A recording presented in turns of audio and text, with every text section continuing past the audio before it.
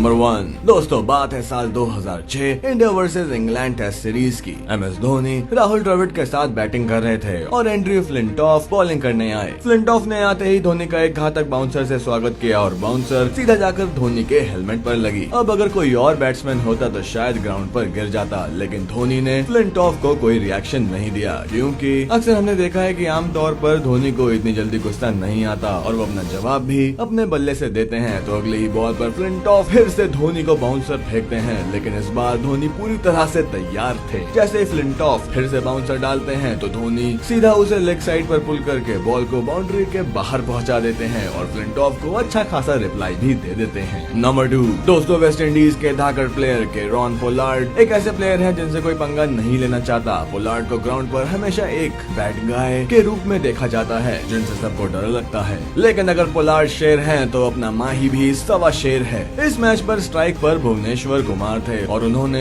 Long on पर खड़े Pollard की तरफ एक तेज शॉट मारा, जिस पर सिर्फ सिंगल बनना था। बाउंड्री पर फील्डिंग कर रहे पोलार्ड बॉल को पकड़ने के बजाय थोड़ा आगे फेंक देते हैं, यानी बॉल को लुढ़का देते हैं, जिससे बैट्समैन दूसरा रन लेने के लिए जाए और उसे वो रन आउट कर दें। लेकिन MS धोनी की रफ्तार के आगे पोलार्ड की चालाकियां फेल हो गयी और धोनी ने आराम से दूसरा रन भी ले लिया और पोलार्ड बॉल फेंकते ही रह गए और फिर पोलार्ड ने कभी धोनी से पंगा नहीं लिया। नंबर 3 दोस्तों, क्रिकेट के अलावा MS धोनी फुटबॉल के भी शौकीन हैं, लेकिन धोनी ने ये कभी बताया नहीं कि वो रग्बी भी अच्छी खासी खेल लेते हैं। अगर बता दिया होता तो एंडरसन धोनी से दूर ही रहते। तो हुआ यूं, बॉलिंग कर रहे थे जेम्स एंडरसन और बैट्समैन थे सुरेश रैना। बॉल सीधे सुरेश रैना के पैर से टकराती है और एंडरसन के राइट की तरफ जाती है। नॉन स्ट्राइकर्स एंड पर खड़े धोनी रन के लिए दौड़ते हैं, लेकिन एंडरसन जानबूझकर उनके सामने आ जाते हैं, फिर दोनों की टक्कर हो जाती है और अगले ही पल एंडरसन जमीन पर डले हुए दिखते हैं। ये थी धोनी स्टाइल वाली धोनी पछाड़। अपने धोनी भाई का साफ कहना है, हमसे पंगा लोगे तो पेल दिए जाओगे। वैसे आपको क्या लगता है, धोनी ने ये जानबूझकर किया या वो दौड़ते वक्त एंडरसन से टकरा गए? हमें कमेंट्स में जरूर बताइएगा।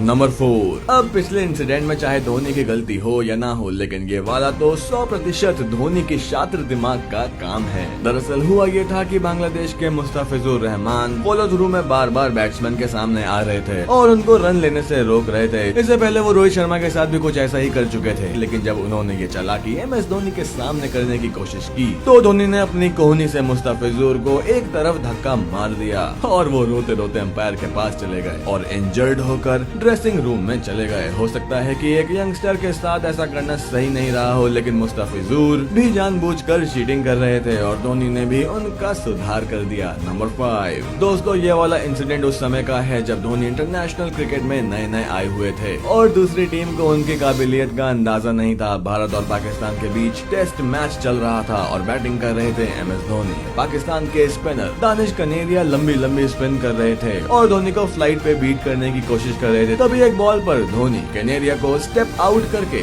मारने की कोशिश करते हैं, लेकिन लास्ट मोमेंट पर बॉल को डिफेंड कर देते हैं। दानिश कनेरिया को गुस्सा आ जाता है और वो बॉल को तेजी से विकेट कीपर की ओर फेंकते हैं, जो ऑलमोस्ट धोनी को हिट होते हुए बच जाती है। कनेरिया लड़ाई के मूड में लगते हैं, लेकिन धोनी उनसे कुछ नहीं कहते और अगले ही बॉल पर धोनी स्टेप आउट होकर बॉल को बाउंड्री के बाहर छक्के के लिए भेज देते हैं और फिर कनेरिया के खिलाफ ऐसे ऐसे शॉट्स मारते हैं कि भाई पूछो मत। इसलिए आपने देखा होगा कि कोई बैट्समैन धोनी से पंगा क्यों नहीं लेता।